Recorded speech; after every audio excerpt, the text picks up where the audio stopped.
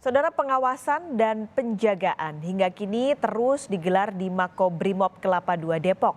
Hal ini lantaran mantan Kadif Propam Polri, Irjen Verdi Sambo masih menjalani pemeriksaan kode etik terkait kasus tewasnya Brigadir Yosua.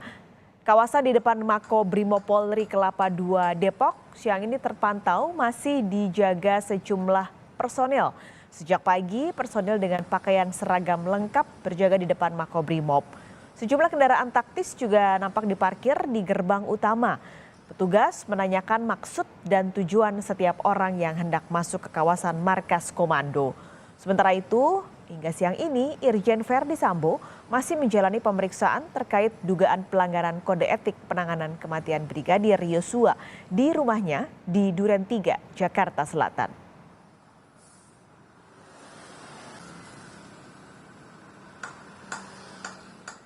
4 kali diperiksa penyidik Polri, mantan Kadif Propam Irjen Verdi Sambo kini ditempatkan di Makobrimob Kelapa II Depok untuk pemeriksaan etik. Sambo diduga melanggar etik terkait penanganan TKP. Namun pemeriksaan Sambo bisa jadi tidak hanya berhenti sampai di pelanggaran etik, tapi juga pidana karena dinilai menghalangi penegakan hukum. Sabtu malam, seusai menjalani pemeriksaan di Bareskrim Polri, Irjen Verdi Sambo akhirnya dibawa ke Makobrimob Kelapa II Depok untuk diperiksa lebih mendalam soal dugaan pelanggaran etik penanganan kasus kematian Brigadir Yosua. Sambo dan 3 perwira tinggi Polri lainnya kini ditempatkan di tempat khusus di Makobrimob selama 30 hari ke depan. Dugaan pelanggaran etik yang dilakukan Sambo disoroti Menko Polhukam Mahfud MD. Mahfud menyebut Sambo tidak saja melanggar etik terkait penanganan TKP, tetapi juga masuk dalam ranah pidana karena menghalangi penegakan hukum atau obstruction of justice. Tidak profesional. Kenapa dalam situasi begini kok misalnya CCTV-nya dicopot? Kenapa gerendel-gerendel pintu itu diganti? Kenapa isi lemari dari pemeriksaan TKP yang pertama dengan pemeriksaan TKP yang dilakukan oleh tim sus itu berbeda gitu. Itu sudah etik, tidak bisa mengamankan situasi gitu. Nah, itu etiknya di situ, tidak profesional. Kalau itu mau dianggap etik, tapi kalau dikaitkan pidana bisa itu obstruction of justice ya.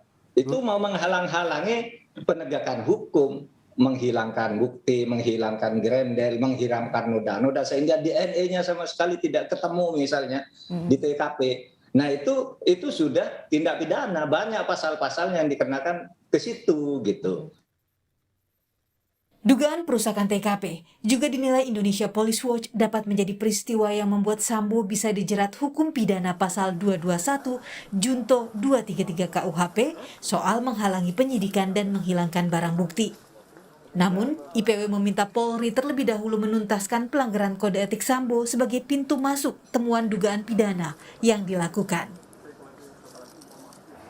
Jadi pada Irjen Verdi Sambo selain dapat dikenakan satu proses kode etik yang mengarah sebagai satu pelanggaran berat dengan putusan pemberhentian tidak dengan hormat atau pemberian atau pemecatan, bisa juga terhadapnya dikenakan sangkaan pidana melanggar pasal 221 junto pasal 233 KUH pidana dengan ancaman 4 tahun.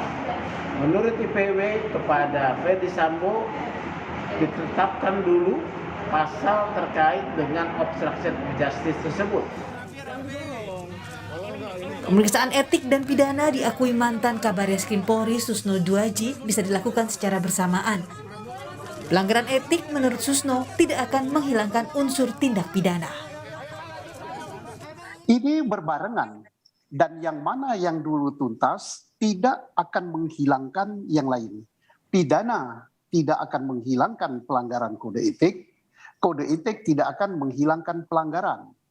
Proses kode etik itu bisa menjadi pidana, antara lain menghalang-halangi jalannya penyidikan.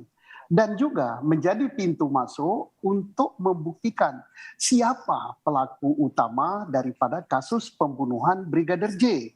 Dan akan terang benderang sekali kalau betul Barada E minta perlindungan LPSK dengan status justice collaboration, dia mengungkap peristiwa itu, menjamin ini, dan dia bisa bebas kalau dia betul tidak melakukan atau dia ikut di dalam peristiwa itu setelah Brigadir J menjadi jenazah, karena saya katakan tadi tidak ada pembunuhan jenazah. Betul.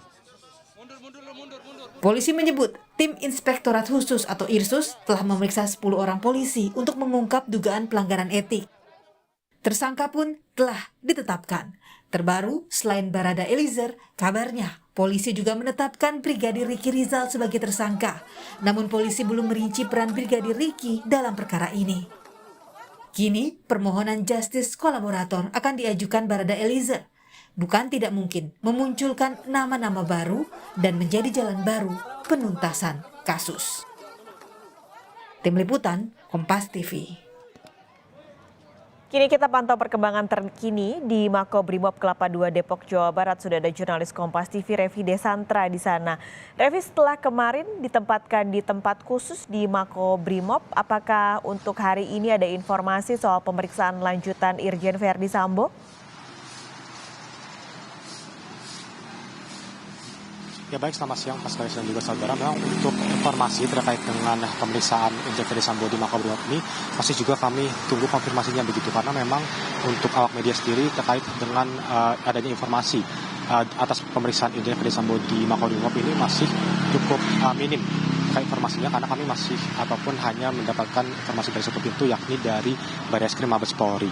Tetapi yang jelas memang hingga saat ini saat ini kami melaporkan Irjen Verdi Sambo ini masih terus dilakukan pemeriksaan secara intensif di Makobrimob Polri terkait dengan adanya dugaan pelanggaran etik begitu ya dari prosedur penanganan di TKP meninggalnya Brigadir Yosua. Dan yang sudah kita ketahui juga bahwa kemudian Irjen Verdi Sambo ini akan diperiksa kurang lebih selama 30 hari ke depan, di mana pemeriksaan intensif ini akan terus dilakukan untuk mengetahui apakah kemudian pelanggaran kode etik ini bukan hanya sekedar dugaan saja. Kadif Humas Polri Irjen Dedy Prasetyo mengatakan bahwa salah satu dugaan pelanggaran etik yang dilakukan oleh Irjen Verdi Sambo ini adalah terkait dengan CCTV begitu. Kita ketahui bahwa CCTV ini memang merupakan salah satu alat bukti yang sangat sering dibicarakan dari kasus polisi tembak polisi ini, di mana dikatakan bahwa di rumah dinas mantan Kadif Propam Polri ini yang berada di Duren 3 Jakarta Selatan, CCTV dikatakan mati 2 minggu sebelum kejadian, lalu juga ada pergantian CCTV begitu. Nah, hal inilah yang kemudian menjadi dugaan ataupun salah satu dugaan adanya pelanggaran kode etik oleh Irjen Verdi Sambo, di mana ia tidak informatif begitu dan juga tidak konstruktif dalam memberikan keterangan dan juga bisa saja menyembunyikan fakta-fakta ataupun bukti yang sesungguhnya terkait dengan CCTV tersebut. Tapi tentu saja tidak hanya itu, masih mungkin ada dugaan pelanggaran kode etik lainnya juga yang akan nantinya disangkakan kepada Irjen Verdi Sambo, tetapi lagi-lagi ini masih harus menunggu terkait hasil dari pemeriksaan intensif yang dilakukan kepada mantan Kadif Propam Polri di kawasan Makobrimob ini, karena kalau dari Kadif Humas Polri mengatakan bahwa mereka akan memberitahu semua hasilnya ini setelah semua rangkaian pemeriksaan ini dilakukan, agar kemudian hasilnya ini bisa dibagikan kepada publik secara terang benderang dan juga secara nyata begitu, tidak ada lagi informasi yang setengah-setengah. Paskalis. Revi, kemarin kan istri Verdi Sambo, lalu juga ada anak dan kuasa hukumnya, akhirnya muncul ini mendatangi Makobrimob untuk membesuk Irjen Verdi Sambo, tapi gagal. Nah, hari ini siapa saja yang datang membesuk Verdi Sambo? Apakah istri atau keluarga Verdi Sambo juga akan datang hari ini? Ya Paskalis, rencananya memang dari istrinya beserta dengan keluarga dan juga kuasa hukumnya akan datang lagi ke Makobrimob hari ini. Tetapi untuk pastinya terkait dengan waktunya dan juga kapan mereka akan datang ke Makobrimob lagi ini belum bisa kami konfirmasi juga, karena kemarin dari pernyataan yang sudah dilontarkan oleh kuasa hukum istri Irjen Verdi Sambo mengatakan bahwa ketika mereka belum mendapatkan izin dari pihak kepolisian di Makobrimob untuk mengunjungi Verdi Sambo, mereka akan mencobanya lagi besok atau hari ini dan juga besoknya lagi, sampai kemudian mereka mendapatkan izin untuk menjenguk Irjen Verdi Sambo.